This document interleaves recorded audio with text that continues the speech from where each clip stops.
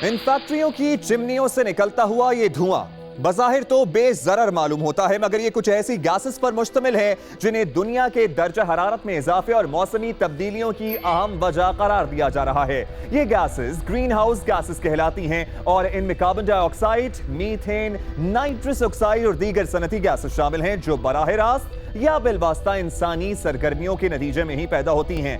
अब आप यकीनन ये सोच रहे होंगे कि ग्रीन हाउस गैसेस आलमी दर्जा हरारत में इजाफे का बाइस क्यों बनती हैं। इसका जवाब भी हम आपको बताते हैं। आम तौर पर जमीन पर पड़ने वाली सूरज की शुआओं में से 35% वापस लौट जाती हैं, लेकिन ग्रीन हाउस गैसेस 90% शुआओं को जज्ब कर लेती हैं, यानी एब्जॉर्ब कर लेती हैं, जो आलमी दर्जा हरारत में इजाफे की वजह बनती हैं। अगला सवाल ये पैदा होता है कि दर्जा हरारत में तब्दीली या इजाफे से हमें क्या फर्क पड़ता है। तो जनाब, आलमी दर्जा हरारत में अगर सिर्फ 2 सेंटीग्रेड का इजाफा हो तो दुनिया के कई ममालिक में गर्मी की लहर या हीट वेव में 5 से 10% का इजाफा हो जाएगा। 20 से 40% बारिशों में कमी होगी, जिससे कहतसारी का खदशा पैदा हो सकता है, जबकि कई ममालिक में बारिशों में इजाफा होगा जिससे सैलाबी सूरत हाल पैदा हो जाएगी। तूफानी बगोलों के आने की तादाद में भी 40% का इजाफा हो सकता है। ग्लेशियर्स पिघलने की रफ्तार में 50 से 90% तक तेजी आ सकती है, जबकि फसलों की पैदावार भी 30% तक कम हो सकती है, मुतासिर हो सकती है।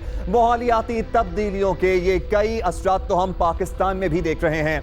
पेरिस में बैठे आलमी सरबराहान और माहिरीन इस वक्त यही कोशिश कर रहे हैं, यही सोच रहे हैं कि किस तरह से इन ग्रीन हाउस गैसों के इखराज को कम किया जा सके ताकि इस कुर्रा अर्ज़ को, इस जमीन को इनके मनफी असरात से बचाया जा सके।